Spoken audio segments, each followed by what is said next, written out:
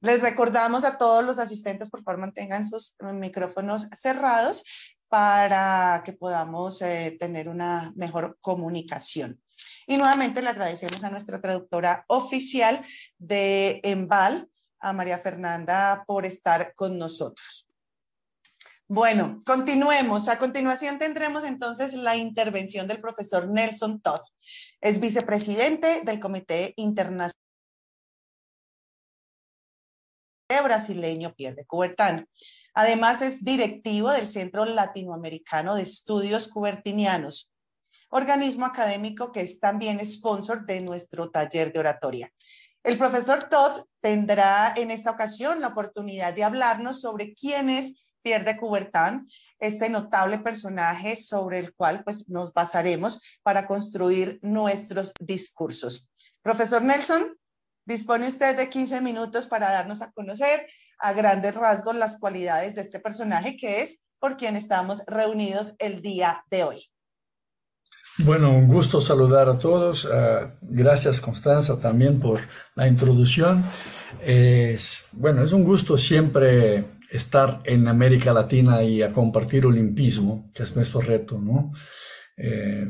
Recientemente estuvimos juntos Carlos Villegas, yo y otros tantos amigos de América Latina, hace un par de días ahí en Argentina y ahora en Colombia, aunque a distancia, pero en vivo, lo que es importante, esto nos ha reunido muchas oportunidades durante la pandemia incluso.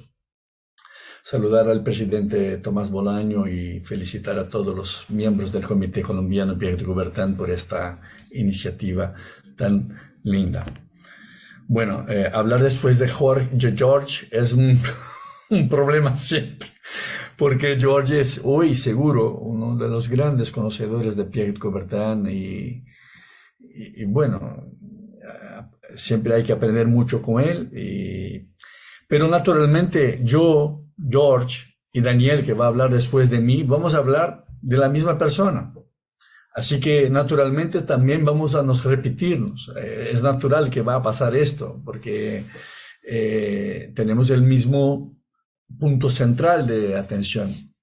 Así que perdonen por esta situación en alguna ocasión, pero intentaré también añadir cosas que puedan resultar interesantes para ustedes. Bueno, voy a poner mi presentación aquí. Y ya me dirán si ella está abierta. Perfecto, para que yo pueda seguir adelante. Sí, perfecto. Bueno, primero es decir que esta presentación, ¿no? También estará a disposición de todos, naturalmente. Estará dividida en tres temas claves, ¿no? Tres ejes, ¿no? Primero, el Coubertin y olimpismo. Después quiero hablar un poco de esta idea de que cómo el movimiento olímpico acaba siendo también una metáfora, ¿no? De la sociedad. Y por final quiero dar atención al tema del atleta profesional y el Olympian, que necesariamente no son las mismas cosas o no deberían ser. Así que volveré a hablar de esto así en esta orden tal cual he presentado aquí. Bueno, empezamos con Coubertin. A final de las cuentas es el motivo máximo de nuestra participación aquí. Primero es decir que nació en Francia, ya sabemos. Era la cuarta crianza de una familia aristocrática, católica. Ya vi que mucha gente preguntaba respecto de religión y Coubertin. Pero aunque hoy en día no es ampliamente conocido fuera de la familia olímpica, era claramente un genio del deporte. Su sacrificio fue severo, pero su legado es superior. La medida final de Pierre de Coubertin aún no se puede tomar, porque su sueño de unir el mundo en la amistad y la paz a través del deporte todavía se está desarrollando.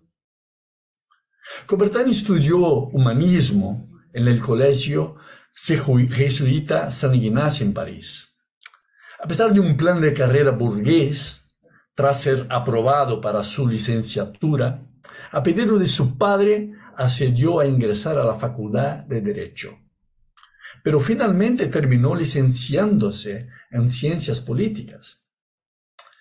Además de política, estudió historia, sociología, educación. Coubertin era un entusiasta también del modelo anglosajón de educación deportiva. Ha estado viajando por Inglaterra, Estados Unidos, y tenía un talento increíble en muchas áreas, especialmente en la arte. Pierre de Coubertin, un verdadero bibliófilo, solía incluir sus propios ex libris, su identidad de pertenencia de los libros, siempre en la portada para indicar su propiedad. Concebido y diseñado por el propio Pierre de Coubertin, esta ex libri incluye un lema totalmente característica del personaje Pierre de Coubertin. Mirar lejos, hablar con franqueza y actuar con firmeza. Coubertin también era un apasionado por el deporte. Tenía como objetivo revitalizar a la juventud francesa para reducir, por un lado, la sobrecarga de la mente, la cognición, y por otro, aumentar la actividad física.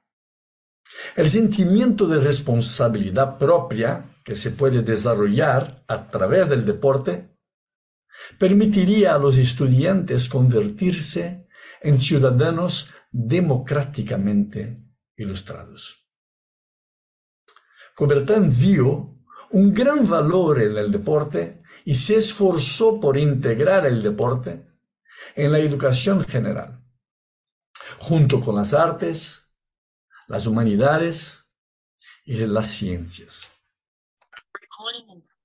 Tenía como características también físicas algo que llama la atención. Tenía estatura pequeña, ojos vívidos, voz aguda y débil, sonriendo burlonamente detrás de su gran bigote, como vemos en la imagen aquí.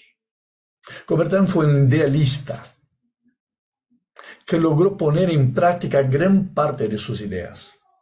Sí, su obra en su conjunto, como ya mencionado George, tiene más de 16.000 páginas impresas, que comprenden de libros, folletos, artículos, se ve completamente eclipsada por su logro olímpico. Y aquí vale la pena después, tal vez Daniel podría compartir en su presentación, que tenemos una colección larga de este material de Coubertin. Todas las obras de Coubertin, todos los escritos de Coubertin se puede ascender y gran parte de él ya en español. Así que bueno, esto no hace parte de mi presentación, pero aprovecho que estoy hablando de esto y para tal vez Daniel tomar un minutito para llamar la atención de la gente respecto de este tema. Bueno, caminamos un poco adelante. Celebrar los Juegos Olímpicos significa hacer referencia también a la historia, porque la historia puede garantizar la paz de la mejor manera. Exigir que las personas se amen unas a las otras podría ser una especie de infantilismo, como diría Coubertin. Es decir, el exigirles que se respeten no es una utopía. Pero para respetarnos es necesario conocerse primero. Para Coubertin la herencia griega lo abarca todo. Olimpia significa para él la cultura del cuerpo entrenado para la protección de la patria, la aspiración a la belleza, la salud y la alegría de vivir, según escribe él, equilibrio armonioso entre cuerpo y alma. La idea de internacionalizar los Juegos Olímpicos surge del entusiasmo de Coubertin por este legado griego y por las excavaciones arqueológicas alemanas en la antigua Olimpia entre 1875 y 1881. Entonces, este olimpismo de Coubertin puede entenderse como una de las piezas de la sección dentro de toda la sinfonía educativa. Coubertin vio el enorme potencial del deporte para el desarrollo humano y quiso fomentar el deporte competitivo para todos, para permitir la transferencia de los valores ofrecidos a través de esta práctica del deporte, apoyando así este desarrollo humano armonioso. Así como tenía el objetivo de la paz mundial, como ya he referido. El nacimiento del olimpismo se basa en una visión pacifista. Los objetivos de Coubertin eran extremadamente ambiciosos, con una visión de una nueva sociedad, mejor preparada para la democracia y la libertad. Georges Brooks incluso afirma que Coubertin veía el problema de la educación como la clave de la felicidad humana, mientras que Norbert Miller, ya mencionado aquí, enfatiza la idea de paz entre naciones, educación y paz. Pero hoy, en el siglo XXI, tal vez tan cargado de esperanzas y preocupaciones, el olimpismo coubertiniano, liberado de la basura y el desconocimiento de su época original, puede sí ayudar a dar sentido a una nueva civilización globalizada. Pero, ¿cómo hacerlo si esta civilización globalizada también es cada vez más materialista? La respuesta tal vez sea que Coubertin veía la propia ética de competición del movimiento olímpico como una extensión a la sociedad. Aquí la idea de la metáfora. Porque a través de los valores morales que se pueden guiar también las interrelaciones humanas en los dominios más diversos. Siempre comento que a mí no basta un atleta tener un buen comportamiento dentro de la cancha y después en la casa es un monstruo. ¿Sí? Y tal cual cuando tenemos un atleta como ejemplo. ¿Ejemplo en qué? Cuando juega. Un atleta olímpico debe ser mucho más, porque los Juegos Olímpicos hacen parte de algo mucho mayor. Así que el olimpismo no son en los días de los Juegos Olímpicos. El olimpismo se vive todos los días. Así que el atleta olímpico, si es un ejemplo, debería ser un ejemplo todos los días. Esto es que debería diferenciar un atleta profesional cualquier de un Olympian. Pienso que no es inimaginable pensar en el advenimiento de un humanismo secular, trascendente, en el que el olimpismo jugaría un papel significativo. Todo esto está relacionado con pathos, que en griego significa pasión, un estado de ánimo, que en el pensamiento de Coubertin se traducía en la lucha por superar y trascender. Para Coubertin, el olimpismo moderno, en primer lugar, debería expresar amor por la verdad competitiva, que siempre tendría que ser justa, noble y leal. Por eso, no se puede comparar un atleta cualquier de un Olimpia, porque un Olimpia debe tener siempre este pensamiento, este pathos. ¿Y por qué todos los atletas no pueden alcanzar muchas veces esto? Porque la competición por sí sola no crea espíritu deportivo, en absoluto.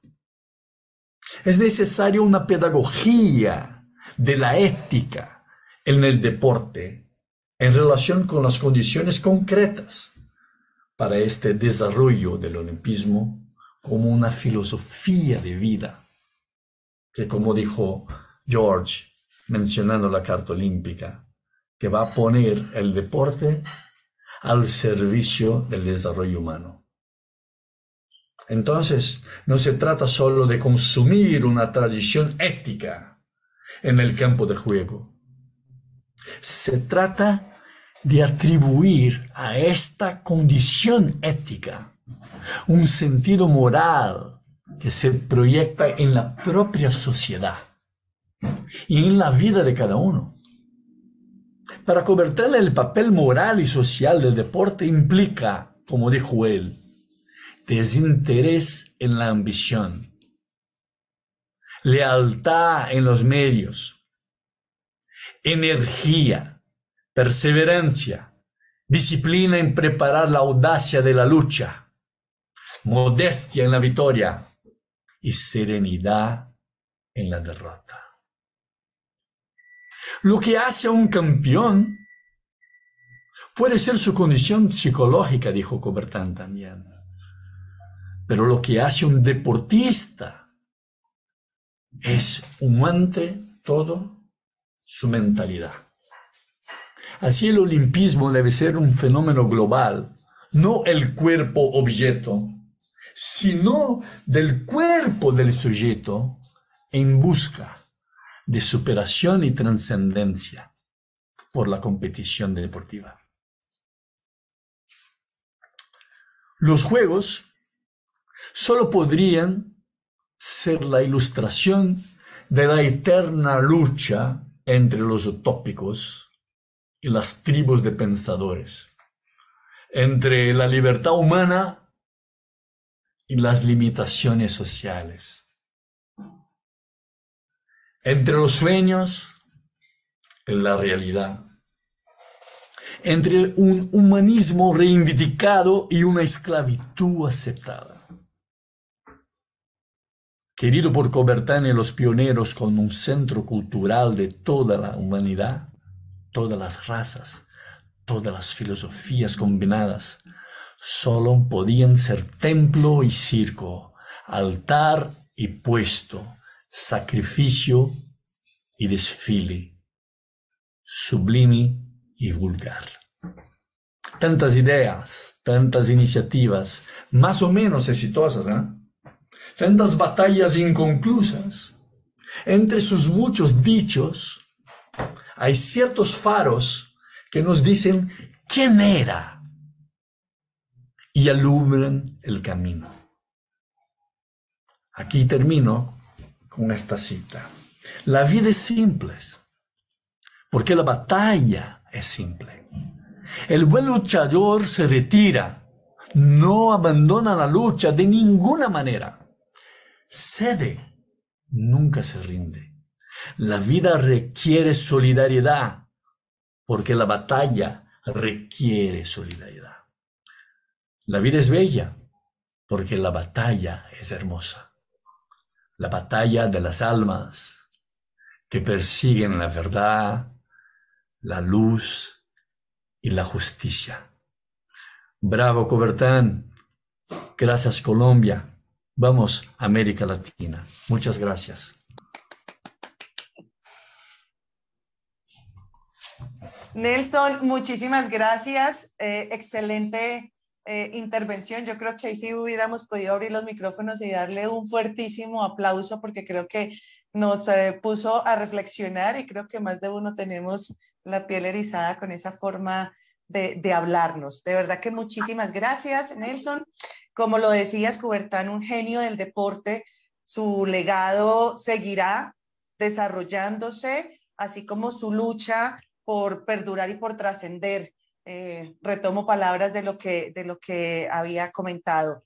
Y claramente también el tema de la ética, que seguro nos va a dar tiempo para poder comentar muchísimas veces sobre este tema tan importante. Así que, profesor Nelson, muchísimas gracias nuevamente por esta excelente intervención, que será también de gran ayuda para comprender la importancia que tiene Coubertin en la cultura olímpica contemporánea y ciertamente la humanidad y especialmente el movimiento olímpico internacional que tiene una gran deuda de gratitud con Pierre de Coubertin. Pero bueno, eso lo vamos a poder comentar enseguida. A continuación vamos a disponer de 15 minutos más para las preguntas y respuestas, porque seguro que habrá mucho, pero también les aclaro que si nos extendemos un poquito más por cuestión de tiempo, las preguntas que no logremos tener respuesta del profesor Nelson, pues las vamos a dejar en nuestro chat y él pues muy amablemente nos las va a hacer llegar más adelante. Así que bueno, manos arriba, ¿quién quiere preguntar en este momento?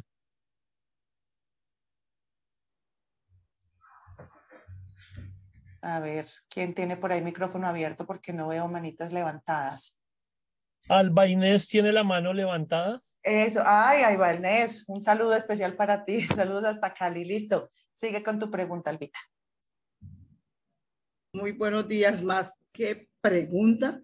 Quería darle mil y mil gracias al maestro Nelson, porque con esa voz, con ese amor, con ese entusiasmo que ha hecho esta exposición, como tú lo decías, Connie, lo hace erizar a uno y lo hace aprender a querer más, saber quién era el balompié de Coubertin. Muchas gracias, maestro. Excelente presentación. Qué gusto verte, Alba Inesa, y muchas gracias por tus generosas palabras. Y de todos que aquí escriben, hay que confesar que también estoy un poco movido. Así que, bueno.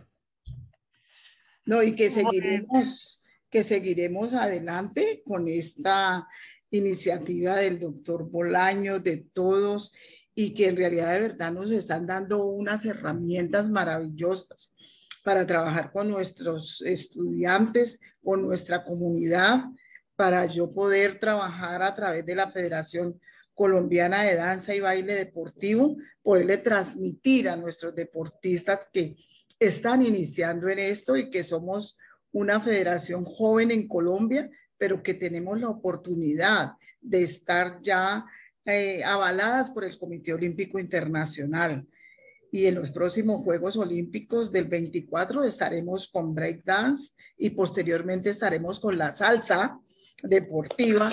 Entonces es en realidad de verdad algo que no saben la emoción que tengo en estos momentos, saber de que con todas esas herramientas puedo trabajar con 320 deportistas que tenemos a nivel nacional en baile deportivo. Muchas gracias a todos, muchas gracias, muchas gracias. Bueno, felicitaciones a Albita también por ese trabajo espectacular que hace. Sigamos. Tenemos a Daniel de la Cueva nuevamente con la mano levantada. Entonces, estimado Daniel, tienes la palabra. Muchas gracias. Muchas gracias, Nelson. Excelente la propuesta que le has brindado a este proyecto de formación de oradores. Creo que esto, lo mismo que le dije a George, ajusta, es pertinente, básicamente para lo que pretende, ¿no?, esta propuesta de Tomás y del Comité Colombiano Pierre de Coubertin. La pregunta va a ser la misma. Digo, ¿cuál entendés vos que es el mayor mérito que tiene Pierre de Coubertin en todo su accionar en su vida y más que nada en su obra como manager deportivo, como gestor deportivo? Lo siguiente es, ¿esto ajusta como base de inspiración para lo que nos comentabas recién? ¿Es por esto que es así el olimpismo? Daniel, es siempre un placer y ya cuento los minutos para escucharte también, que es siempre un gusto. Para mí, no solo como gestor, pero intentando poner a tu pregunta en atención, para mí el mejor legado de Coubertin, el mejor, lo que ha dejado él mejor contribución de él fue su propio ejemplo. Porque muchas veces vamos a estudiar las cosas que escribió él, son muy importantes. Las cosas que ha realizado son muy importantes. Pero el ejemplo de vida, en algún sentido, nos enseña mucho también. Cuando pensamos que él tenía una vida hecha, porque nació en condiciones muy favorables, una familia con una buena posición social, económica,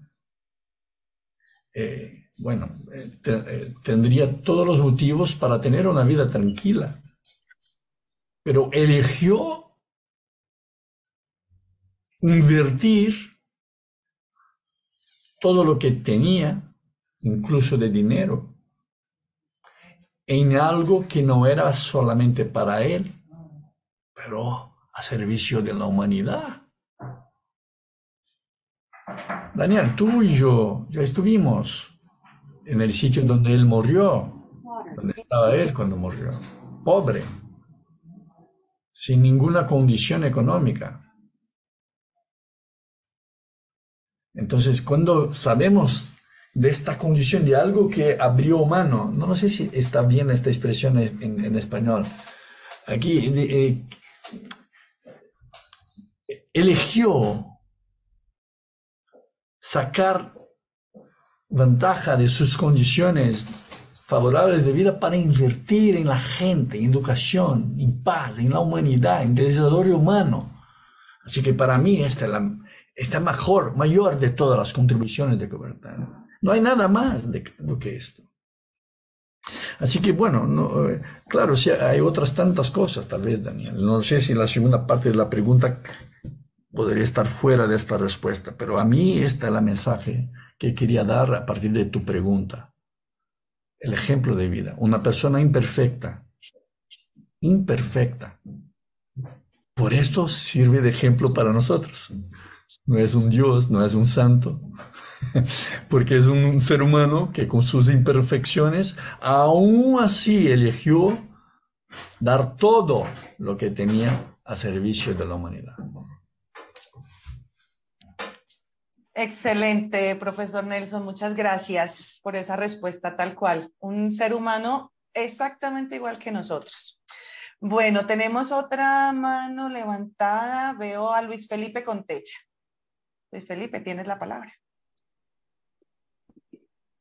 Buenos días, muchas gracias. Felicitaciones a todos los organizadores, al profesor Bolaños, y un placer saludar a los amigos que hoy en torno a Pierre de Coubertin nos reunimos, como también la felicitación al conferencista, a los que ya pasaron y a los que vienen.